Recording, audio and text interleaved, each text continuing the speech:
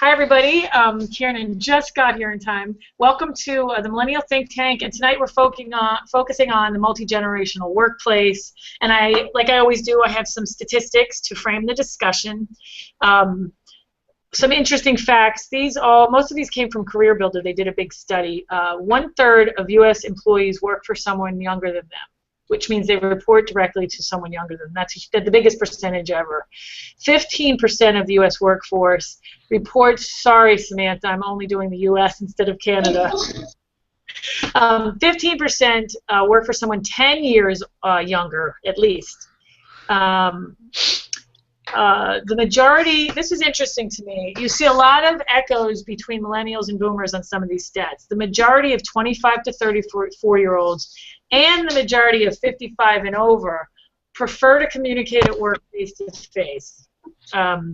There are some technological divides. 35% of younger employees prefer email or text to face-to-face communication. Another interesting stat that shows millennials aren't that different is 69% of younger employees work a lot after hours, and 60% of all other generations do. So the number isn't that different.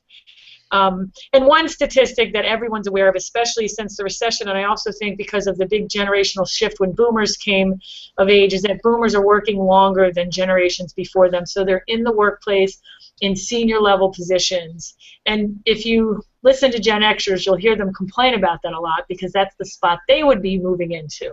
And of course, Gen Z is coming. So because boomers are working so long, and not all of it is economic. It's because boomers, are not the sort of retiring generation. Hard work is part of their genetic makeup. We will have a workplace with 4 generations in it. So what I'm going to do now is I have Kelsey's our newbie, but I have the panel introduce themselves, say who they are. You don't have to give me your exact age, but where you fall in the millennial spectrum, younger, older, middle, millennial. And millennials right now are roughly 18 to 34, 35 years old, born 1980 to 2000.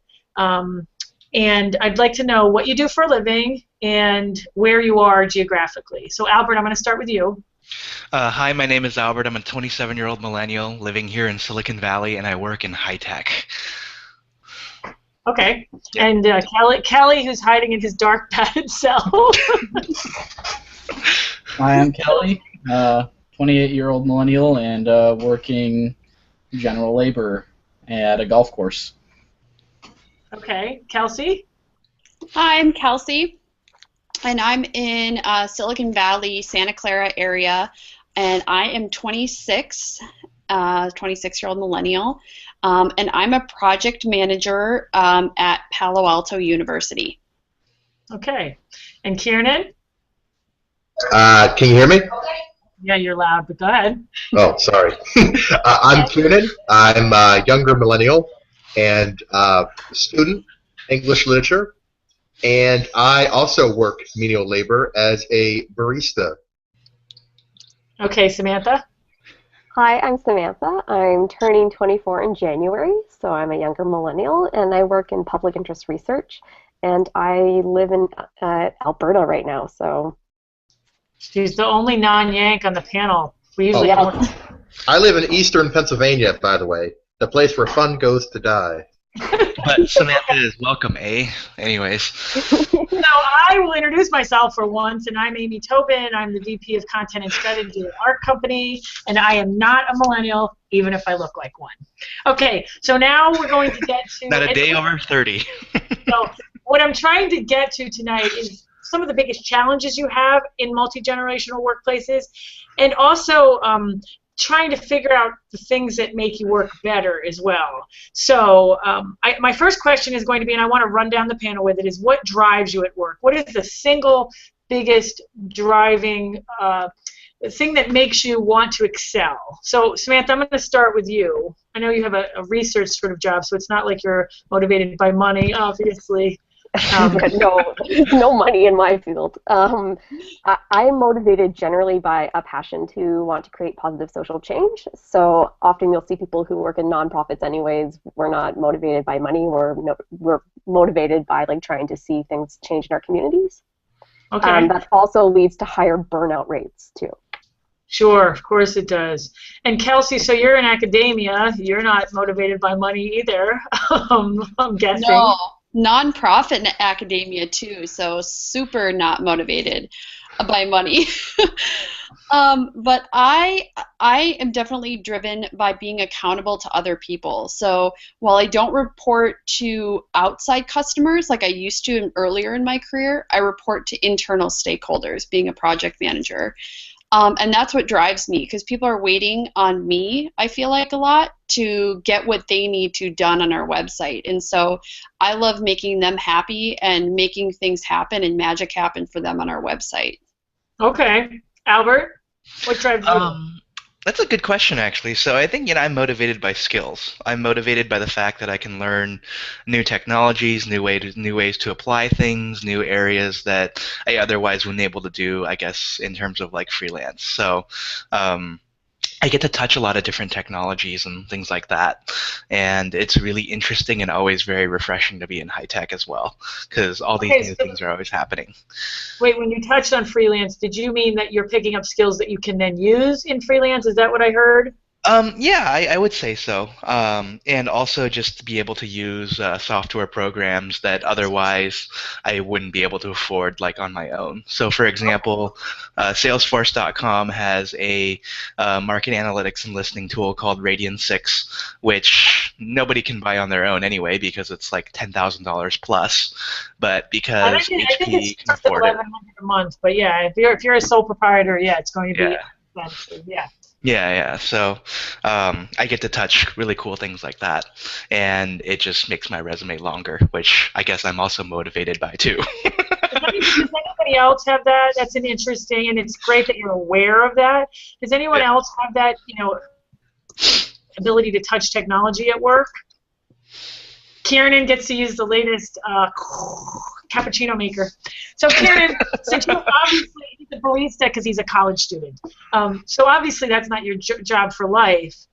What does motivate you career-wise when you think about where you want to go? What's the single driving force in that? Are you frozen? No. Okay. I don't know. I feel like this is one of those like cliche questions that they ask you in a job interview. Like, yeah, and you'll probably get asked it. Yourself 10 years from now. We want to know because we'll still be around. You'll be changing our diapers. No, that's not. No, that's not actually the question. The question is, what will drive you to succeed? Because it's not always money. Like, what is the thing you need to get out of that job? What is it that you need to get out of that job that will bring fulfillment and that will drive you? Like Kelsey's answer. Are you Catholic, Kelsey? Because it just reminded me of how I grew up, wanting to please, wanting to, get people to tell you you're doing well, that sort of thing, Kieran. Oh, well, I mean, I am an English lit major, so I don't think that I have a fruitful career ahead of me. But I don't know. I just like being engaged with people and, talking things out. Playing devil's advocate a lot of the time, and I mean it's not really a monetary incentive. I don't know. Yeah, you'll figure out that English degree is a lot more useful. You're always putting it down, and I always remind him that I have a master's in English Lit. It's a very useful degree. So Kelly, and so you're not in the career of your lifetime, right? Nope. So what is it that drives you? What would make you either at this job or another one, feel most fulfilled and want to do more? Not having to report to anyone. Okay. Actually, in all honesty, not having to report to anyone and not having anyone have to report to me. Being solely independent, but working on my own thing.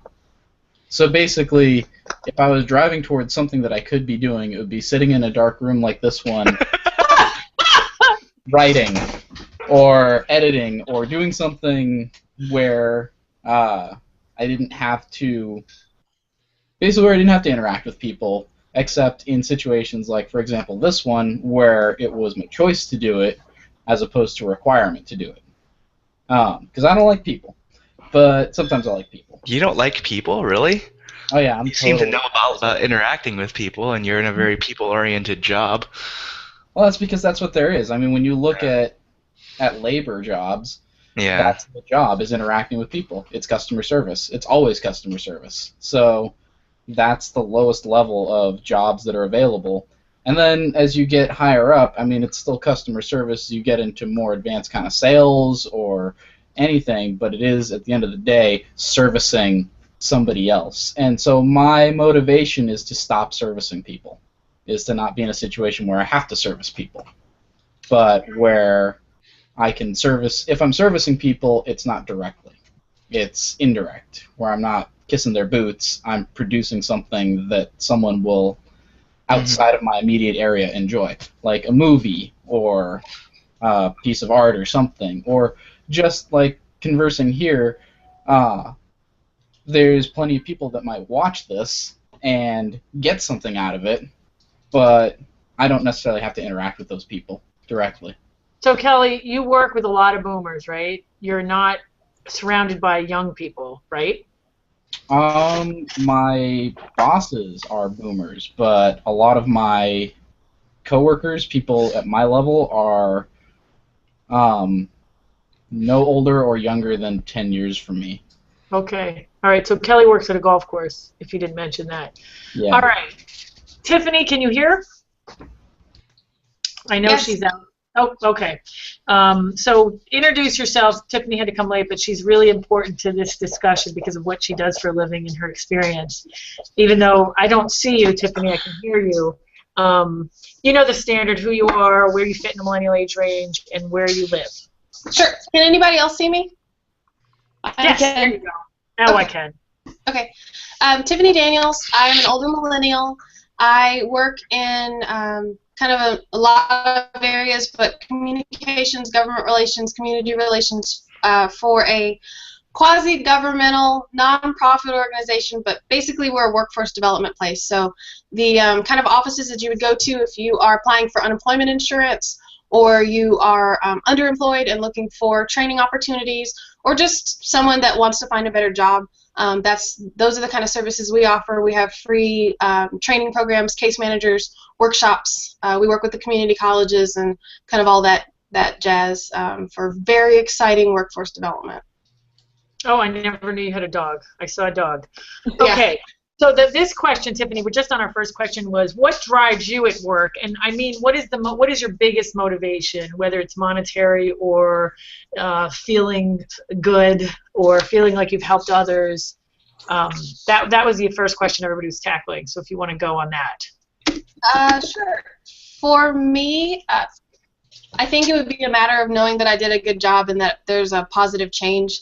And, you know, on a personal sense, that'd be great to say that I'm touching hundreds of lives. And I think the work that our organization does definitely does touch many, many lives. It's just I'm kind of one of those folks that are in the background that don't necessarily get to see these successes on a day-to-day basis, but know that the work that I do allows other people to be more efficient and productive in the work they do. So I just like to know that when I'm given a task, I did it well and hopefully did it better than they expected and faster, the needle on whatever that particular project is. Okay. Does anybody here, I mean, I have a lot of questions and I know I'm not going to get them all covered, but does anybody here see generational conflict at work? Does anybody have older people reporting to them? I'm guessing. I do. Okay, Tiffany. So, and I know Tiffany's past career, she worked with a lot of executives looking for employees and complaining about millennials, and I'm not going to have you run down those complaints now, Tiffany, because I want to say that to the end because I don't want to color the discussion at all. But do you have challenges with older people reporting to you, or do you have such a boomer mentality that they sort of accept you as, because Tiffany's our resident boomer in a millennial body.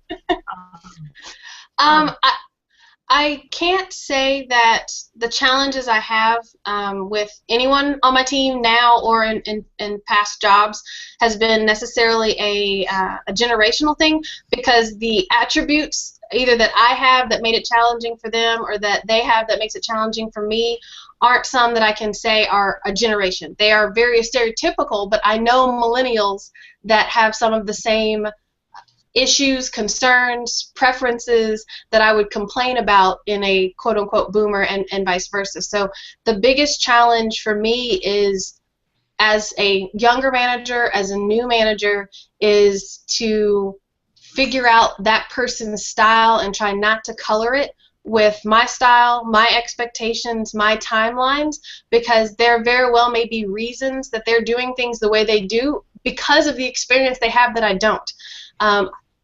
A lot of the time, I would say, I and maybe a lot of millennials consider ourselves to be results oriented, results focused, like that video that Albert shared with Mike Rowe.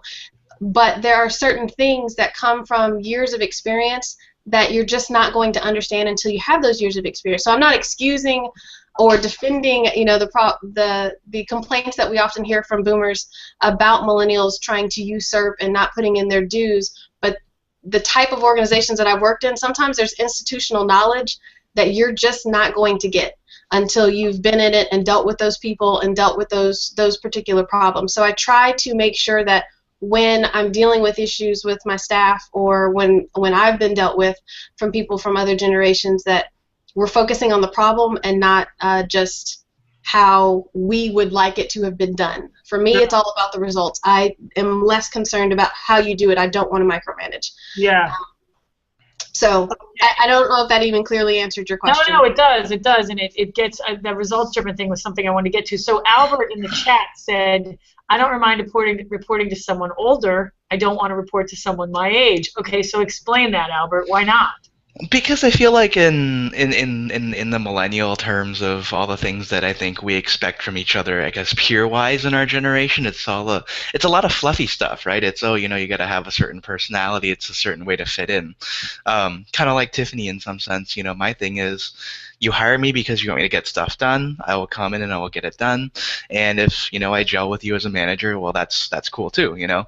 My manager and I have very interesting conversations, and I think also that's because the company culture from HP, having been around for 75 years and having been able to kind of build up that kind of family-oriented personality as a company, that kind of builds into it. But, you know, for startups, which, you know, I only really worked for one, startups are companies that I don't really look at too much when it comes to applying for work, because you got to have that whole cultural fit. You got to have that youth mentality. And I think the way that Silicon Valley is going, in the sense that a lot of people think that Silicon Valley is San Francisco and not actually down in the San Jose, Santa Clara area where it really began. I think a lot of that personality has kind of, it's also facilitated a lot of change in, I think, how people manage and how people work there too. Okay. So Samantha you said you work in a non-hierarchical, flat work structure? Mm-hmm. And so who do you report to? So because it's a nonprofit, we have a cyclical board structure. So the board reports to us, and we report to the board. Okay. And so no one has more power than the other, and we all have to vote on consensus. So we don't make decisions unless the whole group together makes a decision. And we've done this because we believe that this is the best way of everyone's voice being heard, and it's a very unique position that you'll see a lot of nonprofits coming out of. But it's like we have a staff liaison who goes to the board and between us if we have any issues with that, but we never have someone who's in a position of authority over another person. So would you have trouble working in a hierarchical, traditional place of business? She's frozen. Okay, I'll get back to it. Because I have to deal with that. Okay. I wouldn't have a problem working in the hierarchy. Oh, I'm sorry. Yes, it's your fault. No, it's not your fault. It's the technology. All right. I wouldn't have a problem in a hierarchy, though, because I work in the university structure outside of my job. So I'm used to it. All right. So so I'll ask this question then. What does loyalty and time served mean to you? So if you're in a traditional company, Albert, like HP, does that mean something to you? Is that significant to you? As a contractor, loyalty doesn't really mean anything. So I'm kind of always on that constant job search. As far as I think loyalty is concerned to me in my work, it's I think getting interesting projects, the continuous flow. If my manager's forwarding me new meetings to be on, if my manager is saying, "Hey, I'd like you to do an executive I'm saying briefing." this. I get that. I get what the expression of loyalty is to you, but does it mean it? Do you believe that someone who's been in a position for many years with the same company deserves something, more respect because they've been there that long? Yeah, certainly they know the secret to staying at a company much longer. My mother, for example, has been at IBM for the past 30 years almost. So she's obviously done something right. I mean, I think the career advice she has to dispense is not necessarily as relevant because the way that she looks at the job market and the way that I've experienced the job market are like night and day, like 1,000 times over.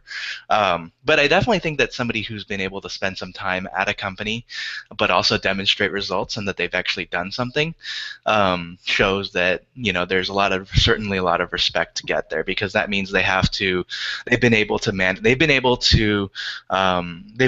manage the drama, they've been able to do projects, they've been able to adjust, because I mean things at least on the corporate Fortune 500 level, there are reorganizations every single quarter, and if you somehow find your way as a permanent employee to be able to adjust to every single reorg, adjust to every single leadership change like the folks that I've worked with here have, I mean, that's a lot of stress, but it also means okay, so you respect them for their. So Kieran, weigh in on this though. What do you think about that? I don't know who you guys are. They're in the chat. Kieran said IBM is a horrible company, and I don't know who EA is. I'm assuming it's not Ethan Allen, Kelly. So who is EA? EA is Electronic Arts. They're a video game company. Okay. That has been just simply, it's been voted, I think, consecutive years as worst company in the world. Oh, okay, so it's one of the. Is it Sony the first one or something? No, they're like across the street from each other in Redwood Shores out here in San Mateo.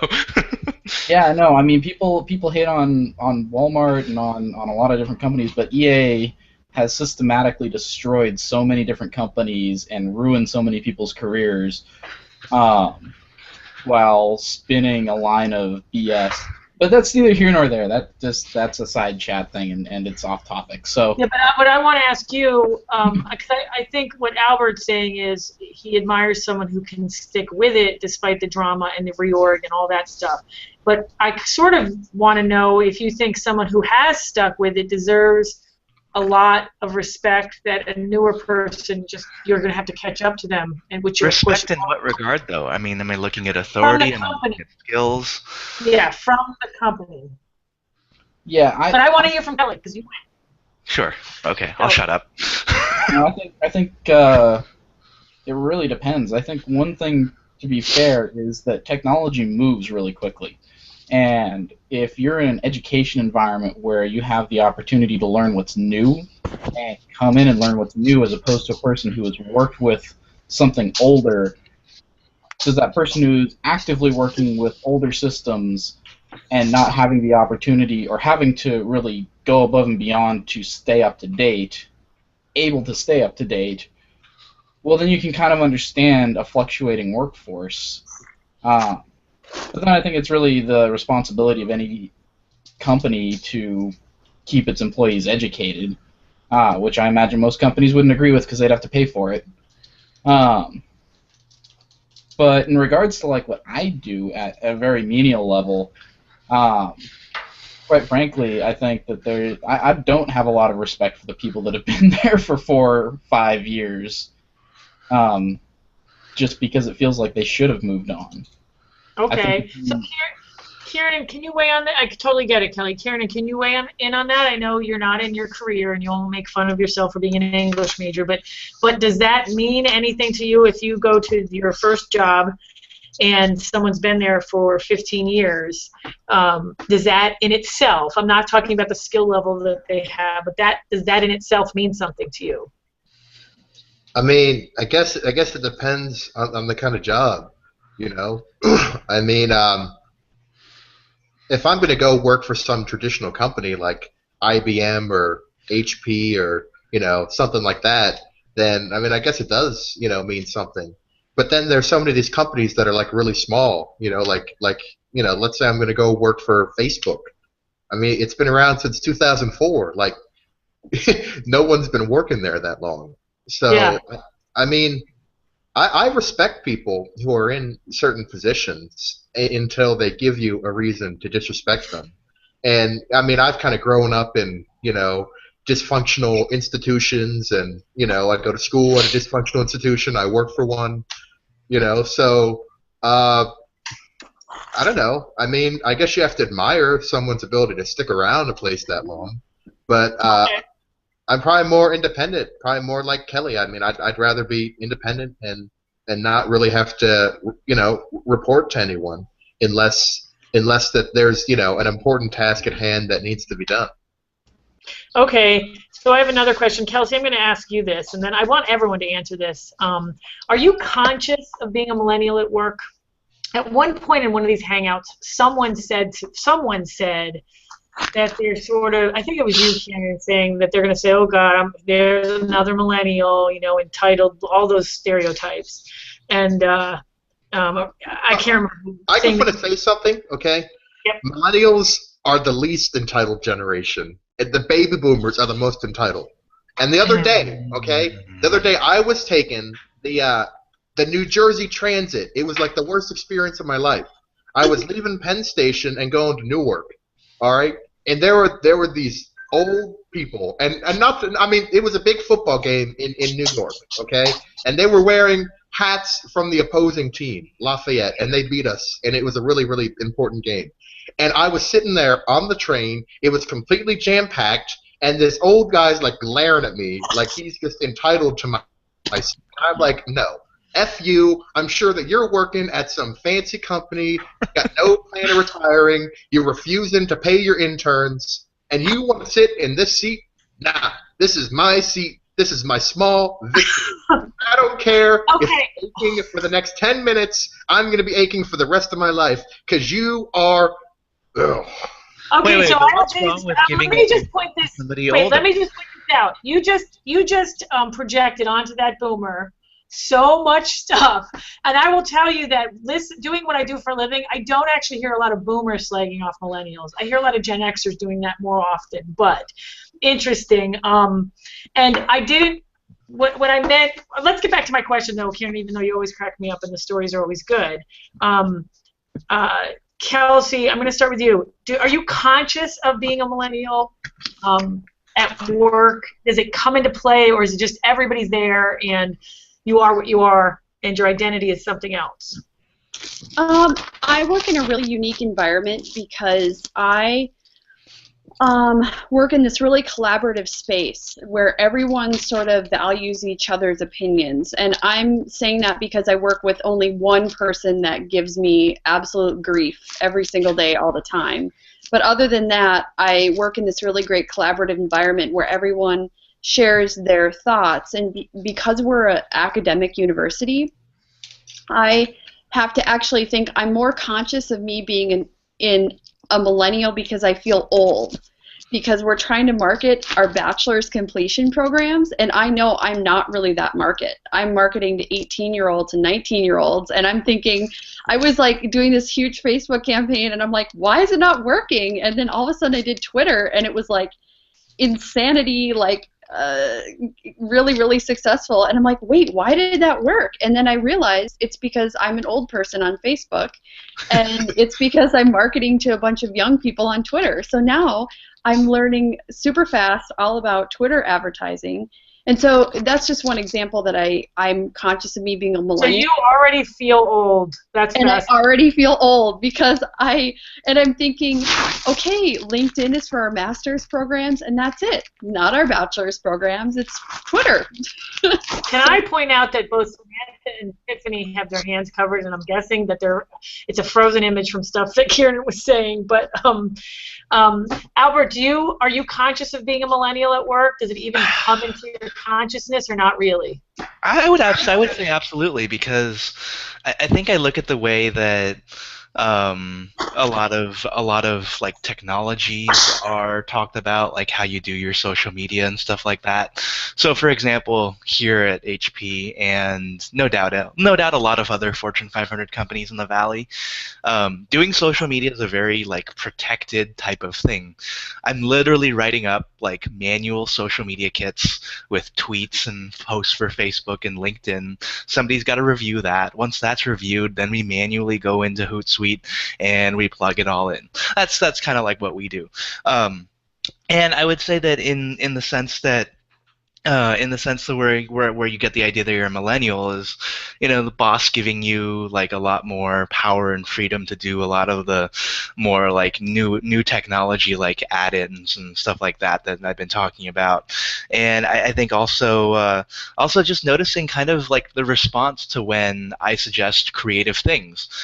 So I work in wired and wireless network management. It's a very enterprise-oriented type of business. And a lot of the folks that I work with are in their 40s, very late 30s. If anything, they have kids, they have families. So they're not the most, they don't tend to be the most creative bunch, but they're very, very good at what they do in the business because they've been there for so long. And so one of the things I guess I notice here is, because creativity is embraced within, the team that I work in, I guess maybe the millennial creativity aspect is definitely a lot more interesting. I've never been accused of being a millennial straight up because of one thing or another.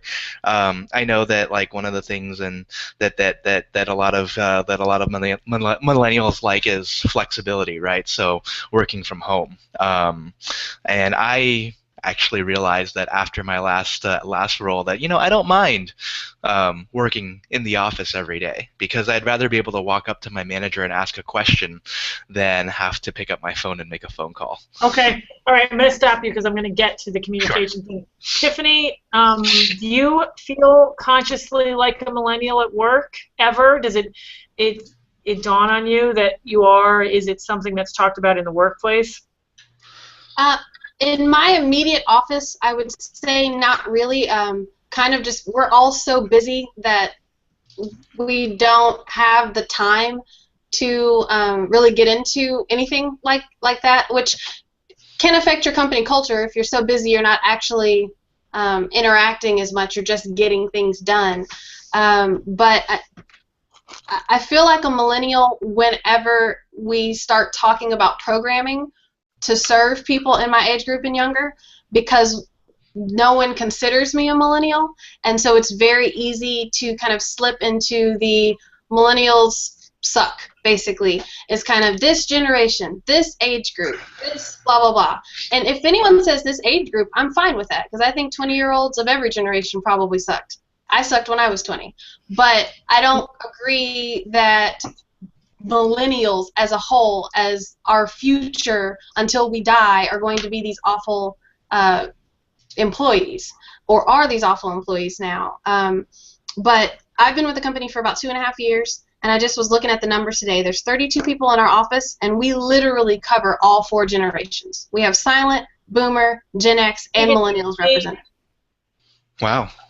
Yeah. Okay, and then so it's interesting to me because you guys, so Kelsey and Samantha, who are marketing to Gen Z, feel old at certain times, and do you as well? Because they're coming, basically the 18-year-old, so Kayvon, who's on the show sometimes, is the youngest millennial. After that, we're going into the next generation.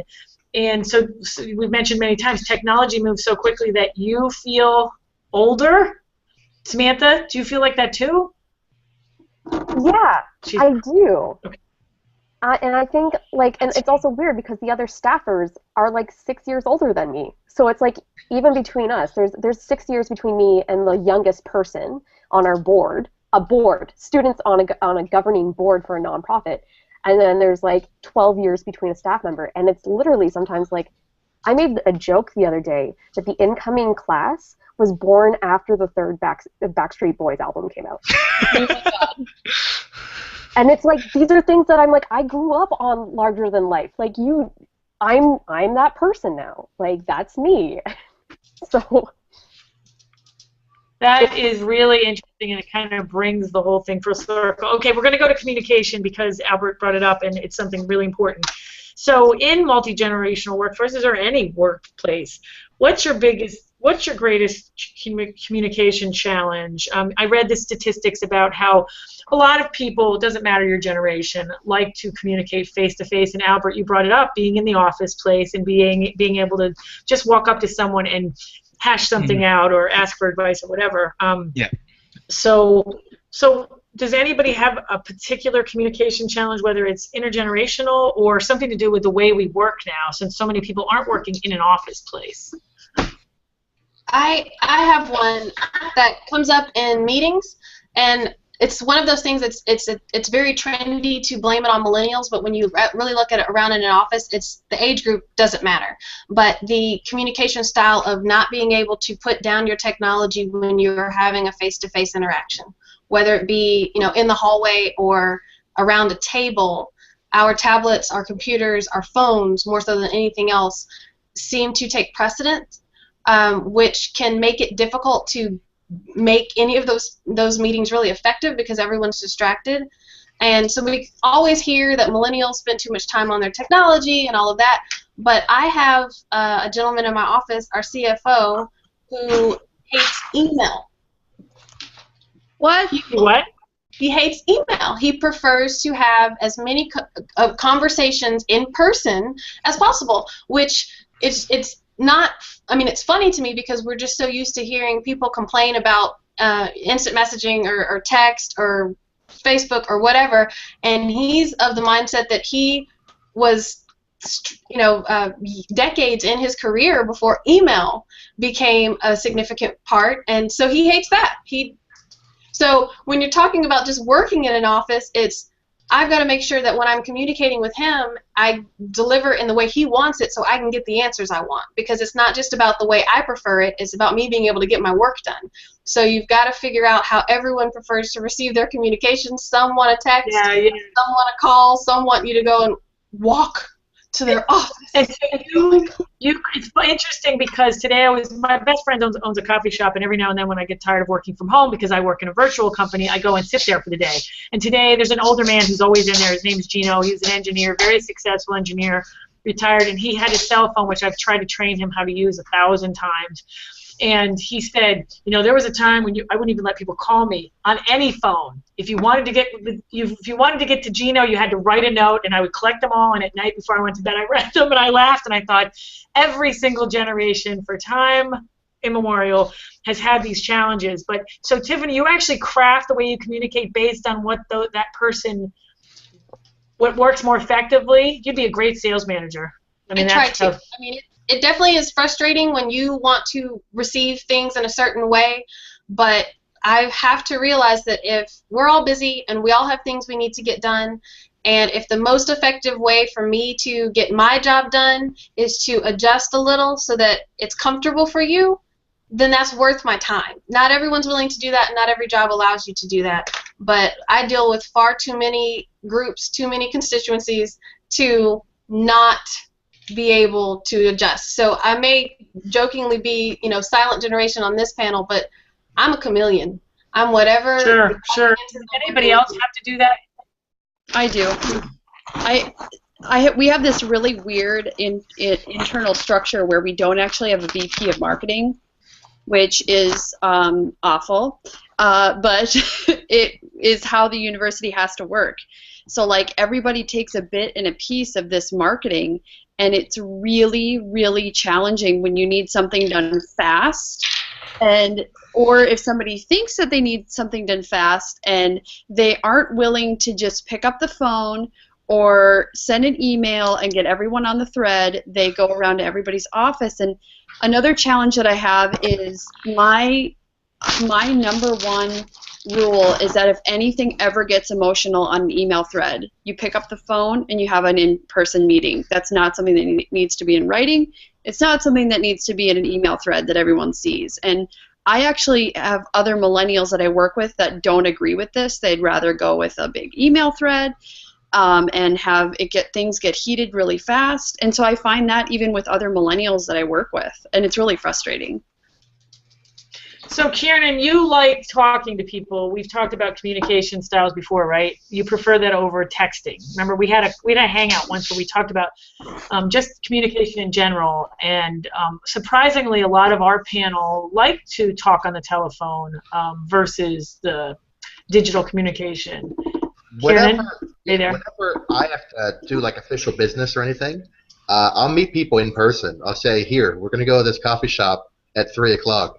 I mean, even if it's something stupid that I can just send them a text and be like, hey, you got to go look at this. Because, I mean, to me, I get so much electronic information all the time, it kind of drives me insane. And, I'm notorious for just not responding to text messages or phone calls or anything like that because I don't want to deal with it. And it's overload, right? Yeah, and I feel like in person, you communicate so much more than you do just, via electronic media. Even these sort of hangouts kind of drive me crazy, but it's definitely the best form of digital communication. Tiernan, I'll fly into Newark Liberty to hang out with you for a real life hangout. You want me to do that? Yeah, man, do it. Okay, so wait a second. So Albert, Tiffany, Kieran, all have said Kelsey in important situations want face-to-face. That's it. Kelsey, to ask you this, if you were in a remote situation, does a hangout like this count as face-to-face? I think it does.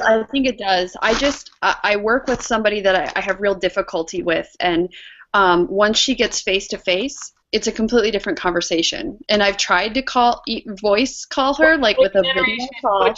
What generation? Baby boomer. Okay. And I've tried to voice call her, video call her, and she won't pick up the phone. She will not answer my video calls. So I literally have to drive to another campus and go meet with her and hash whatever issue is. Because I won't do it over email. She'll try and text me or email me, and it's just not the appropriate method of communication. That's kind of a passive-aggressive thing, and every generation has those. So yeah. Kelly, come back to this, Kelly. I want to hear from you on that.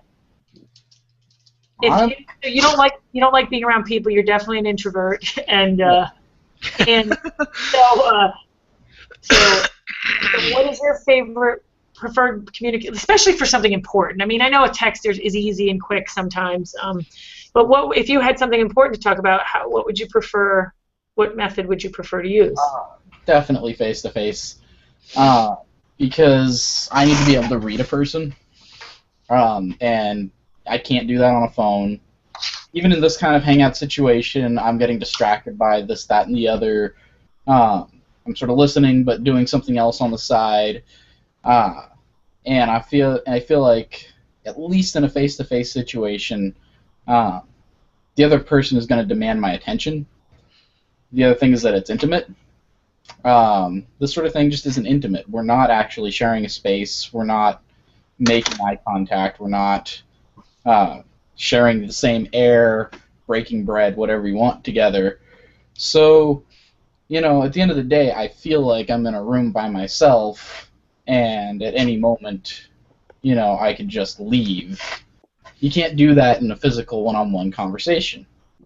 Well, you can, but it would be even more awkward than this. Yeah, but it wouldn't just be rude, it would be noticeably rude. It would be something that, once again, you couldn't just do that. But in this is a weirder situation, because if something came up, then someone would just be like, oh, I gotta go. My house is on fire. Bloop, I'm out of here. Or, oh, shoot, I think my cat just jumped in the garbage disposal. I better go get her. Sort of thing. You wouldn't do that. You wouldn't have that situation come up if, like Kieran said, you're going to go meet at a coffee shop. You're at a coffee shop. You've made a commitment to go do something. You've made a commitment to that action. You've made a commitment to the person that you're doing it with. And so this, phone calls, text messages, emails, and Google Hangouts are very non-committal. You don't have to make any kind of commitment to them.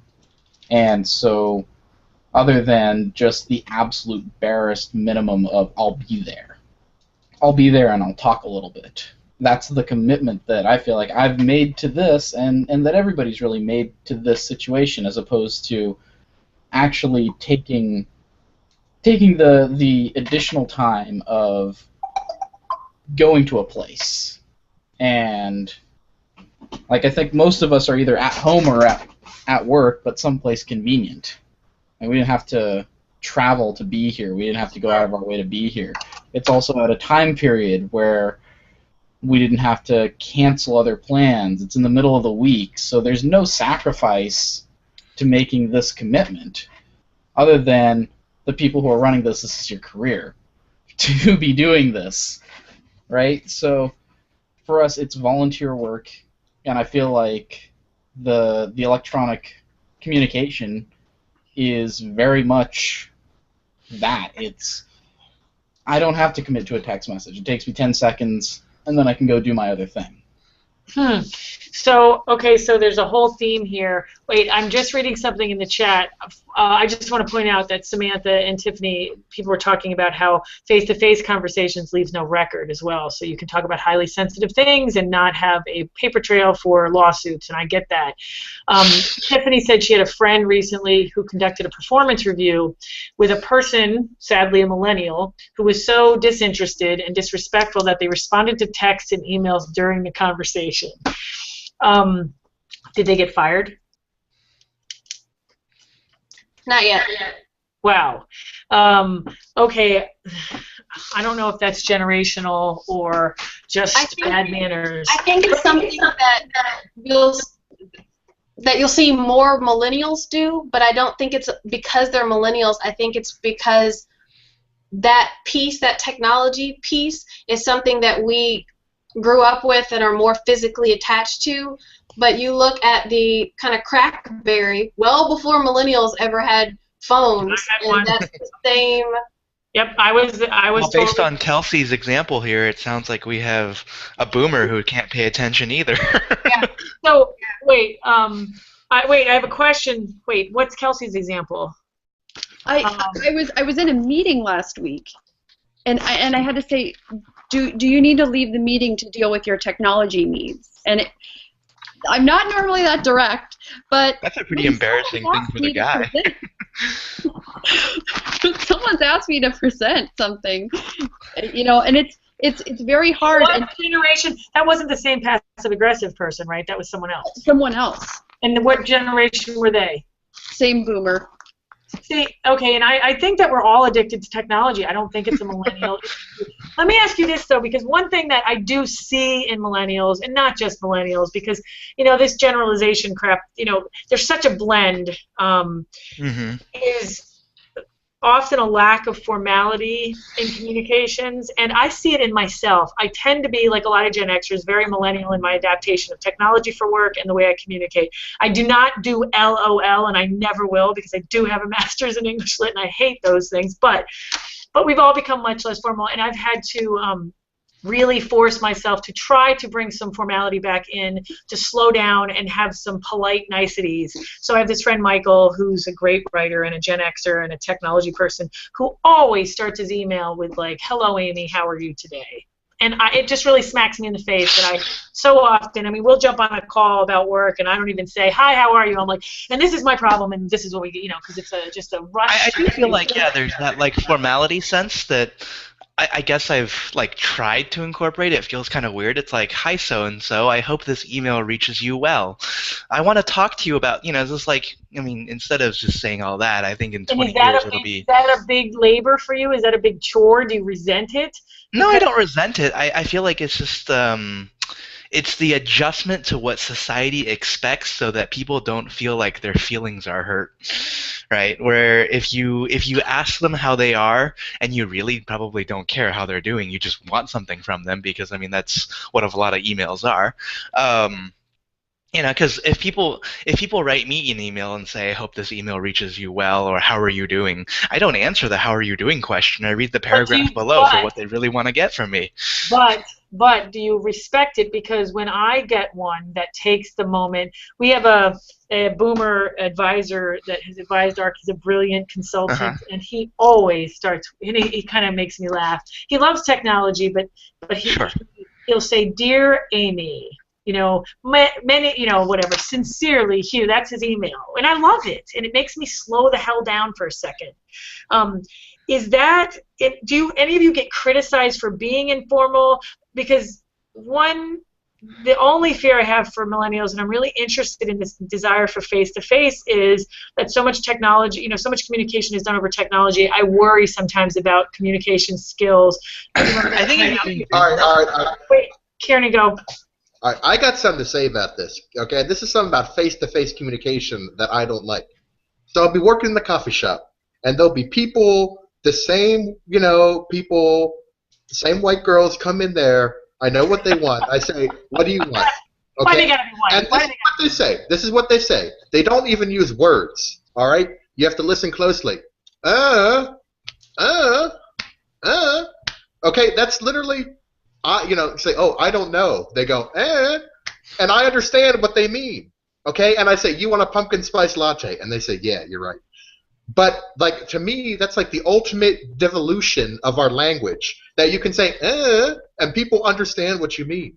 Like, in the future, are we just going to communicate, and Wait.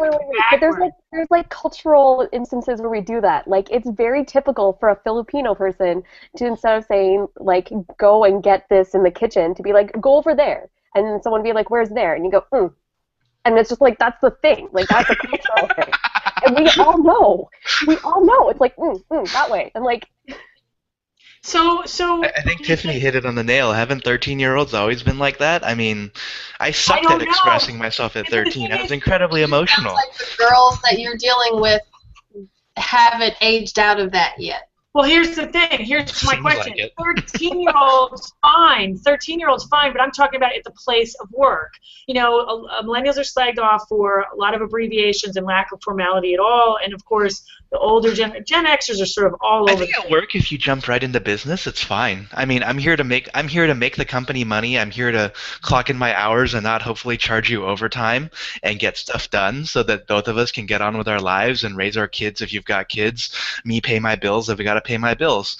If you're a friend of mine and you just maybe jump straight in and it's like if you're like really impersonal. All right, Albert, wait, I'm going to interrupt you because we're running out of time and I want to know. So if you have a boomer executive who has to email you 10 times a day because there are certain people. That's why at ARC we don't even use email, we use Slack. But if they start with the formality every time, do you get like, holy crap, just leave that out. I don't want to read the how are you today. No, I gloss over it and I just go to the paragraph that matters. You communicate using the way that they communicate. I find that millennials, or at least my generation, we get very good at being chameleons. Like, we're constantly like, okay, that's how you do it, so I'm going to do this, blah, blah, I don't care. And when we're part of our own group, we communicate the way that we want to communicate. But because we're so used to trying to fit into these little boxes, that we just go, whatever works for you, copy-paste the first little greetings or whatever, and keep on going.